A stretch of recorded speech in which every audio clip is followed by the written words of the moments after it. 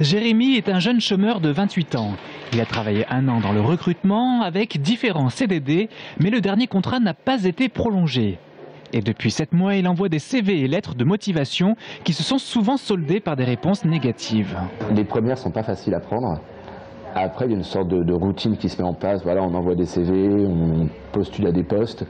Et puis, ça arrive pas. Ça arrive, c'est bon, on a un entretien ou on n'en a pas. Et, voilà. Le plus dur, c'est d'avoir la barrière de l'entretien. Parce qu'une fois que l'entretien est acquis, voilà, ça dépend de nous après. Alors qu'en fait, lorsqu'on attend l'entretien, que c'est que le CV ou la lettre de motivation, c'est vraiment, là, on ne peut plus rien faire. Jérémy a postulé à plus de 70 offres d'emploi sans arriver à décrocher le Graal.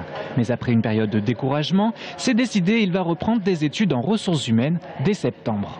Son objectif, avoir accès à des emplois plus qualifiés et surtout ne pas rester inactif. C'est mon métier donc du coup de recruter, donc je sais très bien qu'une personne qui a une longue période de chômage, c'est une personne qui est moins employable qu'une personne qui vient de sortir de son poste ou qui est encore en poste. Donc du coup c'est vrai que plus on reste au chômage et plus on sait que ça va être difficile après.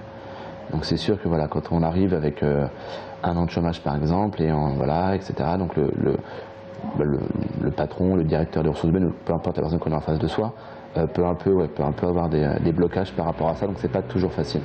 En Indre-et-Loire, le chômage chez les moins de 25 ans a explosé avec plus 4,2% le mois dernier. Explication, Tours, ville attractive pour les étudiants, Tours serait donc la ville attractive aussi pour les premières recherches d'emploi des jeunes diplômés.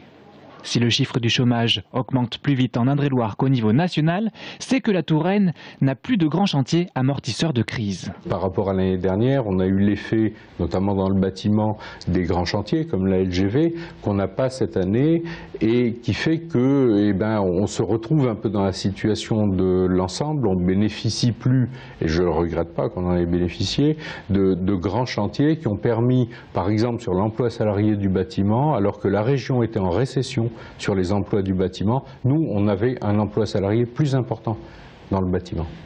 D'un autre côté, en Indre-et-Loire, l'industrie de très haute technologie résiste très bien. Elle continue même à recruter de la main-d'œuvre très qualifiée et de tout âge.